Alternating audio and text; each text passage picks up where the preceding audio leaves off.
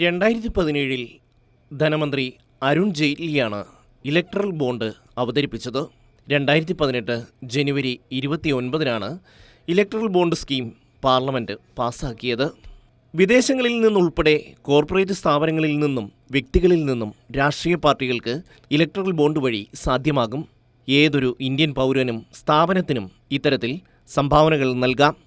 അതിനായി state bank of ഇന്ത്യയുടെ തിരഞ്ഞെടുക്കപ്പെട്ട ശാഖകളിൽ നിന്ന് നിശ്ചിത തുകയ്ക്കുള്ള ബോണ്ടുകൾ വാങ്ങിയാൽ മതി. മുൻകാലങ്ങളിൽ വിദേശ കമ്പനികൾക്ക് ഇന്ത്യയിലെ രാഷ്ട്രീയ പാർട്ടികൾക്ക് സംഭാവന നൽകാൻ കഴിയില്ലായിരുന്നു. ഇലക്ട്രൽ ബോണ്ട് സ്കീം നിലവിൽ വന്ന ശേഷം ആ പ്രശ്നം ഇല്ലാതായി. ബോണ്ടുകളിൽ ആരാണ് ഫണ്ട് നൽകുന്നതെന്നോ ആരാണ് വാങ്ങുന്നതെന്നോ വ്യക്തമാക്കേണ്ടതില്ല. 1000, 10,000, ലക്ഷം, 10 ലക്ഷം, 1 കോടി എന്നീ തുകകളുടെ മൂല്യത്തിലാണ് ഇലക്ട്രൽ ബോണ്ടുകൾ അവതരിപ്പിച്ചിട്ടുള്ളത്. എത്ര പണം വേണമെങ്കിലും സംഭാവന ചെയ്യാം. ഇലക്ട്രൽ ബോണ്ടിൻ്റെ കാലാവധി 15 ദിവസത്തേക്ക് മാത്രമായിരിക്കും.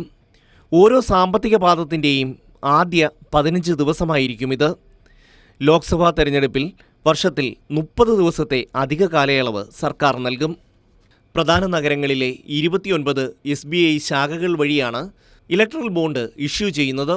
ആരിൽ നിന്നും പരിധിയില്ലാതെ പണം വാങ്ങാൻ ഇലക്ട്രൽ ബോണ്ട് രാഷ്ട്രീയ പാർട്ടികൾക്ക് അവസരമൊരുക്കും.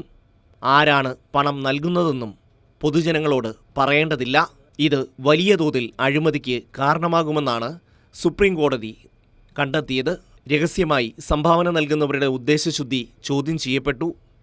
അങ്ങനെയാണ് ഇലക്ട്രൽ ബോണ്ട് റദ്ദാക്കാൻ സുപ്രീം കോടതി ഐതിഹാസികമായ തീരുമാനമെടുത്തത്. News desk, Kairali news.